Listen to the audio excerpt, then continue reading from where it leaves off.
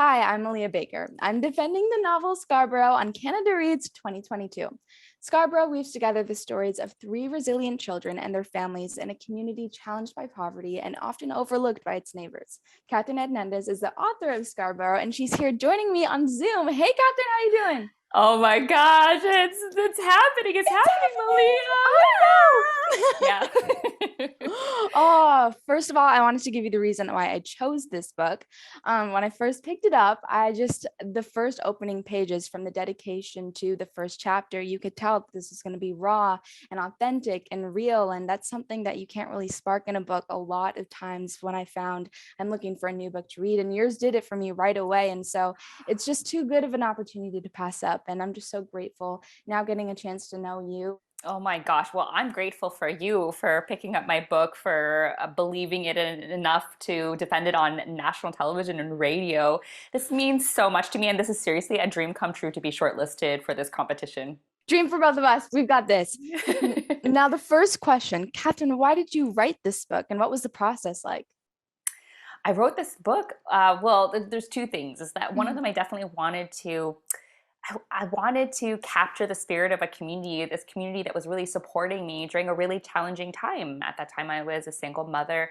I had a struggling home daycare situation, really living hand to mouth. And when I say paycheck to paycheck, it wasn't really that. It was like handful of change to handful of change. Right. Sometimes hoping that I would make enough money just for groceries and to make the rent.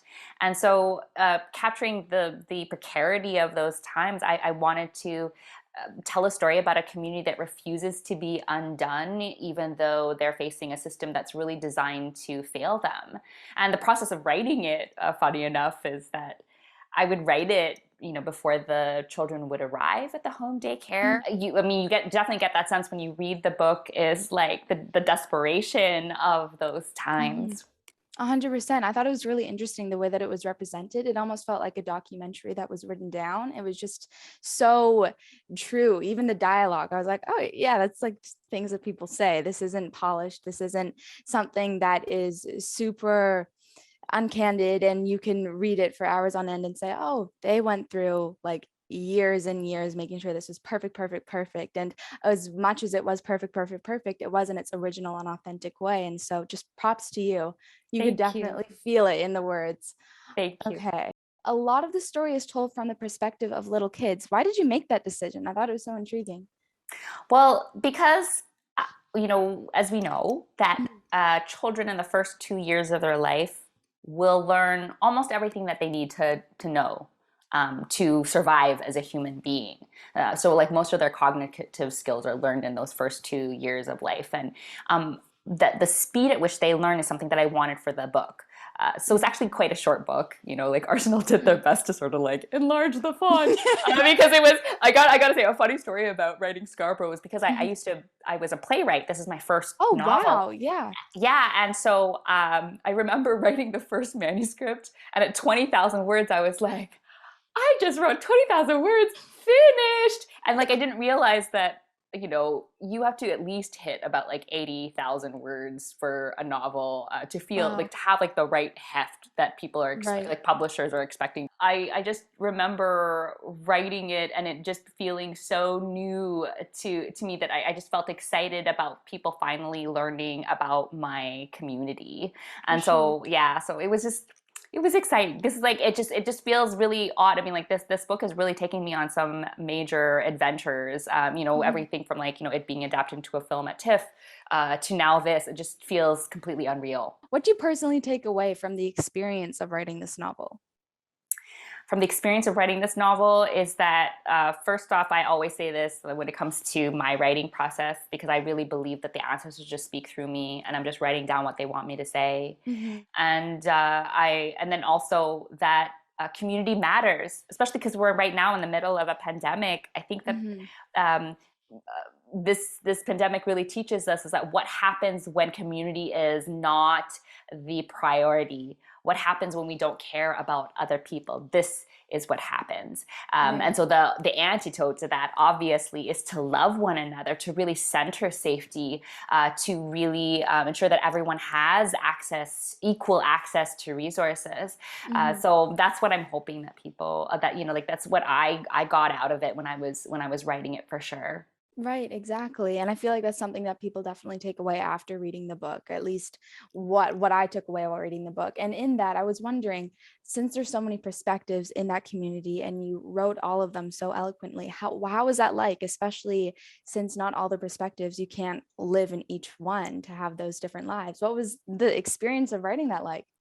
Well, I wanted to have Scarborough be its own character in the novel. Yeah. My editor, Robin, at Arsenal Pulp Press, was just like, I want you to think of it as another character and maybe map it out. And I actually had a map that I would say, like, this scene happens here and this Oh my happens here, gosh. so I can Yeah. I can have an idea of it, right? Um, and that helped me a great deal. But the thing is, it's not just about the map of it, but it's also how you traverse through Scarborough. So I can't go anywhere. I can't go to the grocery store or the dollar store, whatever, without bumping into somebody, and then us having, like, exchanging stories for the day. So it takes a long time to get anything done. That's for sure Right. in Scarborough. So I really wanted to capture that, like that sort of start, stop, like listening to everybody's gossip. So when you look at the book, it is from these multiple perspectives. And then when it came to really editing down, like, what that's going to look like, I really wanted to make sure that people who are from those different communities felt that they were well represented. And I mentioned this a lot in all of my interviews, is that when you're depicting people that are outside of your community, just make sure that there's people from those communities that are reflecting back to you, like, ways in which you can do better. And also pay them for their time, either a capitalist Right. exchange, or, if in my case at that time, because I was really struggling, is that sometimes it was just a loaf of bread Wow. or Yeah. my labor. Right now, it's very in vogue to have, like, what they call as sensitivity readers, and I have issues with that, partly because you're not having these people read it because people are sensitive. So I call it an accountability team. They're there to keep you Ah. accountable, and so that you can do better as a writer. I really love the way that you rephrased that. I think that's very, very true. And other than the fact that all the characters live in Scarborough, what do you think ties all these stories together? I think what ties them all together is that everyone just really wants to thrive. Mm, They want to do good by people, even the people who are the least likable characters in the hmm. novel, such as Corey. The truth is that even he wants to do well by his child. It's Exactly. just that when people don't have the resources, when they don't have the skills to do what they need to do, they make bad choices. Right. And those bad choices can affect lives in horrifying ways. Hmm. And as someone who's, like, racialized, which is so funny, because like, a lot of times uh, journalists will really commend me for how three-dimensional Corey is, as, Hmm. like, this person who was part of the skinhead groups in the 90s in Scarborough. And I find that so funny, just because, like, the expectation to really make sure that people who are white supremacists are given that chance just to be three-dimensional. Whereas, Hmm. when you're racialized, I mean, you're hoping for even just one dimension. Even if, like, there's a person that is even just showing up on the screen, you're happy, right? Like, Yeah. so yeah. So I'm just I'm glad that Corey doesn't come off as two-dimensional, and I'm also glad that I was able to find the compassion for him, especially because in the 90s there were men just like him in skinhead groups who, sincerely, I was terrified of them. Hmm. So it was wonderful to sort of, in my mind, make peace with those people who really, a lot of times, they're attracted to hate groups because they are outcasts in society. And Hmm. so, as a writer, I really have to um, really meet this person in the middle. Right, for sure. I feel like a lot of the marginalized groups, when you see them on the telly or you see them in books, it's always a sob story behind them. And then you get Yes. to read more about them. And like you said, we're just grateful for that one sided perspective, that one threefold. Like, oh my God, she even said she had curly hair. That's crazy. Like, I have that one sense of relatability. And I feel like this book just kind of reins that in, you know? It showed all the sides. It showed some of the amazing memories and it shows some of the heartbreaking ones. And it was just full rounded in that way where you could feel that sense of relatability if you're in it. And if you're not, then you could still kind of feel the spark that was there, you know? Oh, wonderful. Mm-hmm, Wonderful. mm-hmm. Yeah. But I was wondering, like you were saying about how you learned a lot about yourself while writing these characters, what's one of the most impactful things that you learned about yourself, especially putting yourselves in all these other perspective shoes? Well, as someone who identifies as a queer femme woman, Mm-hmm. and also the fact that obviously I present as a brown woman, is that I learned that you can reparent yourself. So Mm-hmm. Vivek Shreya, who is a, this beautiful author, a creator of beautiful things in this world. Vivek Shreya wrote a children's book called The Boy and the Bindi. And I remember her saying at one of her events that she wrote a book in which she just really wanted this feminine South Asian boy to be feminine and still be loved by his mother for doing feminine things. Mm-hmm. And she said, I really wanted to tell a story in which she's loved because I can do that. I'm an author. I can do whatever I want. And I thought that's exactly it. Like when it comes to Mm-hmm. being, I can author into being a child who is feminine, fat, Filipino, and Mm-hmm. gay, that who is loved by his mother. I can do it because I'm the author. I can create it, and that means that also in this world we can create that reality. Right? It's just as simple 100%. as making a decision. And when it came to like authoring things into being, like authoring into being Miss Hina as the facilitator of the literacy program, I wanted to author into being a social worker who was Mm-hmm. brave enough to stand up to her manager. And Mm-hmm. that was really powerful because I would do these readings at events, and these frontline workers would tell me, "Thank you so much for writing that because I don't have the bravery." And I'd say, "Yes, you do. All you have to do is do Mm-hmm. what I did. You just write it into being. If Right. you're, if I can write it, they can do it." It's so interesting and intriguing to see a book that's in our reality and it is our world and it is our earth and it just shows all the possibilities of what it could be. And Yes. being, like you said, that character, oh my God, my heart poured. Oh, I love him. And so just everyone included, it's just so interesting to see the different perspectives. And it's like you said about the frontline workers, they could feel it. And I know a lot of people will be able to do the same thing, even with the smallest ounce of compassion or sincerity when it comes to reading it. Absolutely. Mm-hmm. Absolutely. Okay. The theme of Canada Reads this year is one book to connect us. What do you think of it and how do you think it resonates to your story?